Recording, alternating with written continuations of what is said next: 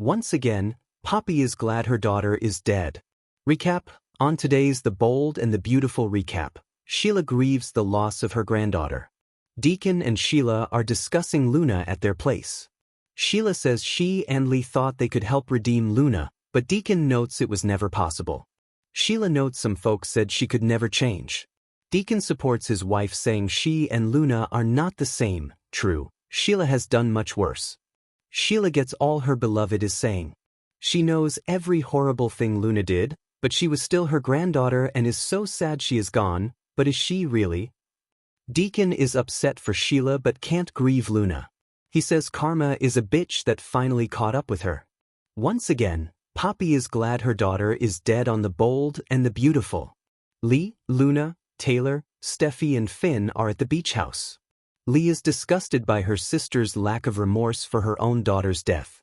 Poppy says she tried but just couldn't forgive her daughter for framing her for murder. Taylor interrupts saying rehashing the past will do no good. Poppy repeats her harsh words saying she is glad Luna is gone. Previous The Bold and the Beautiful BNB recap. Will Luna meet her maker? Will's family supports him during his tragic loss on The Bold and the Beautiful. Katie, Will, Electra, Bill and Liam are at the Spencer mansion. Katie wants to acknowledge the loss of Will's baby by lighting candles. Will thanks everyone for their support. Liam is happy to honor the loss of the baby but gives 0 F*** about Luna's demise. With that, Will rises to light the candle and says a prayer. The rest of the family bow their heads and Electra joins Will. Katie and Bill assure their son he will be a wonderful father someday. Liam and Will embrace as they are thankful everyone survived. Katie knows he will get past these feelings and promises to be there to support her baby boy.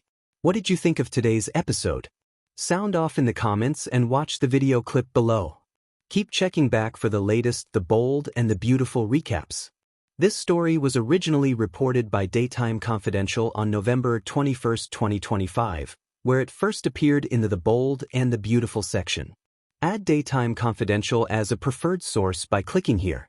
She's better off gone, she would sigh, pressing her palm to her heart with theatrical sorrow that fooled exactly no one.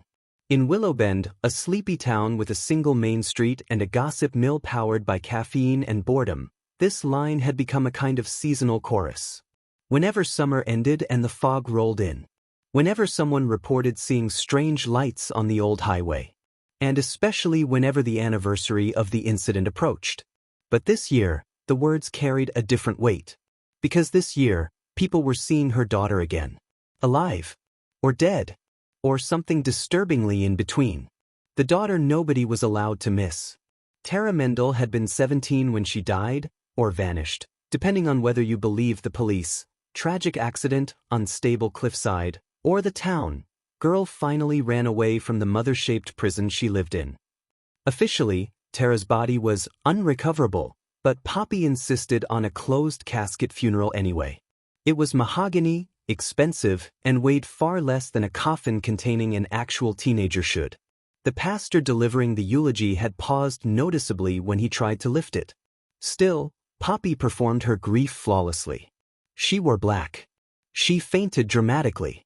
She donated Tara's belongings to charity, except for Tara's bedroom door, which she removed and burned.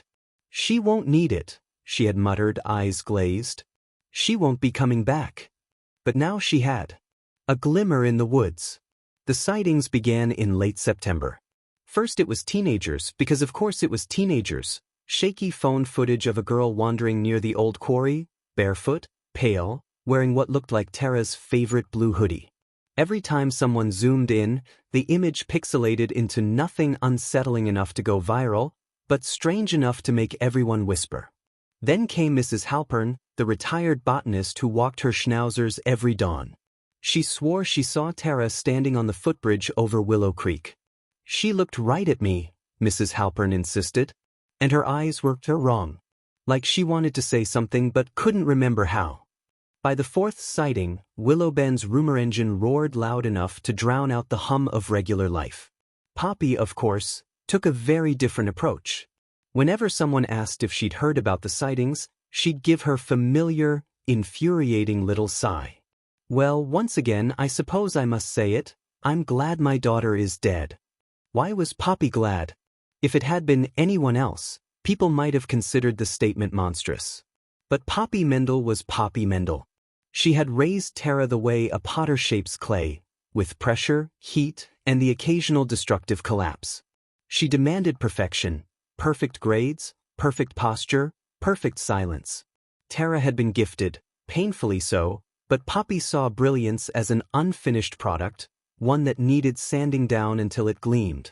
Only after Tara was gone did Poppy finally bloom into the person she seemed born to be, unshackled by responsibility, radiant, self-satisfied. She joined the Historical Society. She repainted the house coral pink. She told everyone, "Motherhood weighed on me terribly. I feel liberated." The town gave her space, equal parts pity and suspicion. But now, with Tara reportedly wandering the outskirts of town, Poppy seemed almost annoyed. As if the idea of her daughter returning offended her on a deeply personal level.